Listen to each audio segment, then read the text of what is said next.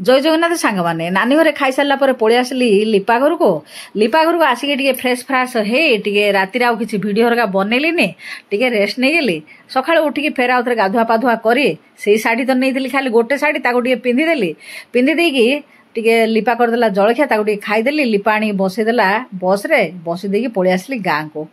गाँव में आसिक घरे ओह्लैली चा टे कर पीली पी सारिकी माणा बोरगा कम कर धरिकी पलैली छात उपर को लसी टे तैयारी कर दबाई मुहले टे पीदेली